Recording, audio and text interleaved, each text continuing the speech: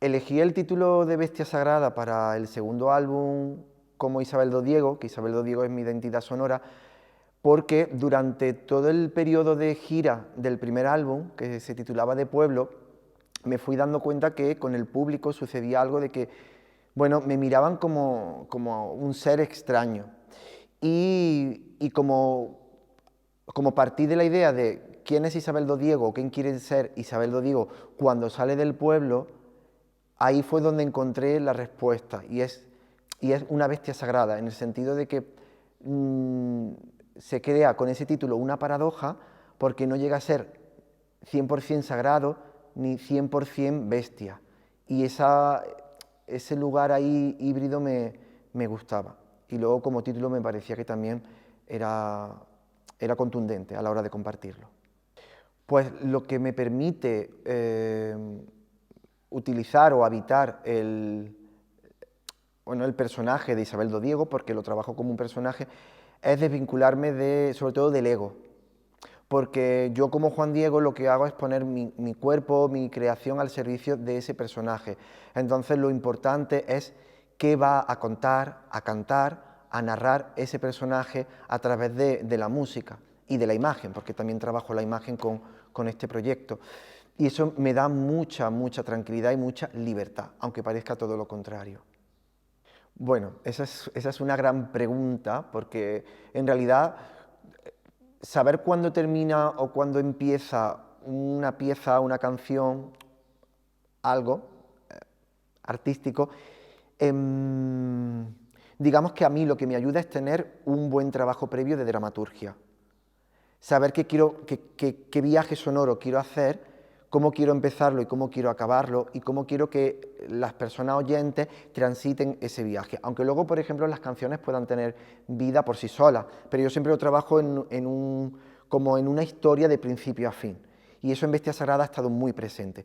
Entonces eso me ayudaba mucho a saber cuándo quería cortar una canción, porque no la terminaba en base a ella sola, sabiendo lo que le iba a continuar. Entonces eso me daba mucha facilidad a la hora de ir componiendo. O sea, no era fácil, pero de alguna manera era muchísimo más sencillo que imaginar canciones por sí solas. Lo más complejo de Bestia Sagrada ha sido, sobre todo, llegar a la esencia.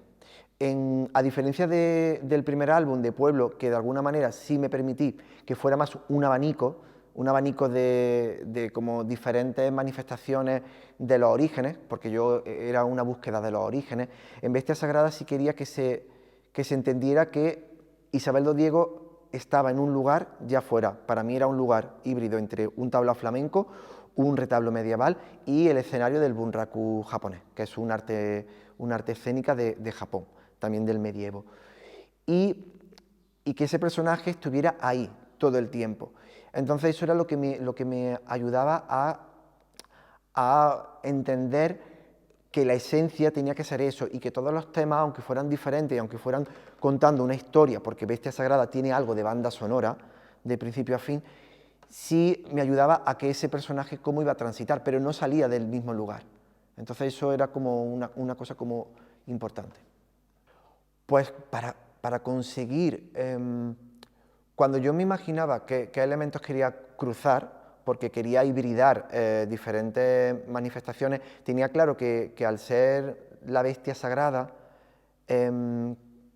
y como el álbum tiene esa imaginería de la llegada, el quehacer y la permanencia de la bestia sagrada, me permitía ver los imaginarios de bestiarios, sobre todo de bestiarios católicos, japoneses y musulmanes, cómo se veía en el medievo de cada lugar a esas bestias, porque en esa época sí creían que esas bestias existían. Entonces yo lo iba a trabajar desde la metáfora, pero me interesaba como abarcar todo eso y intentar generar un universo propio en el que, aunque parto de esa imaginería islámica, católica, japonesa y tal, que cuando tú lo oyese hubiera como pequeños ramalazos, pero que no fuera tan evidente, sino que ya fuera como un hábitat propia de la bestia sagrada. Pues mira, Siempre me hacen mucho hincapié en que mi música o la música que hago con Isabel Dodiego es muy física o tiene un componente casi performativo.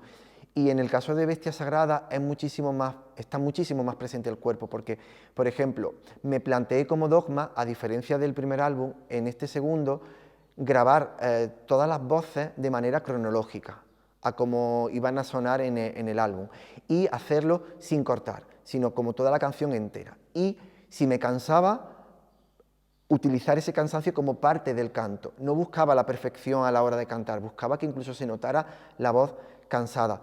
Por eso también a la hora de los títulos, que los títulos estaban muy presentes desde el principio, y eso me ayudaba luego a cómo poner el cuerpo, es que claro, cuando yo me imaginaba cómo sería la bestia sagrada, es que estaba todo el tiempo el cuerpo presente a la hora de cómo ese cuerpo yo lo iba a transmutar en diferentes bestias, porque al final también bestia sagrada es como si dijéramos un bestiario folclórico.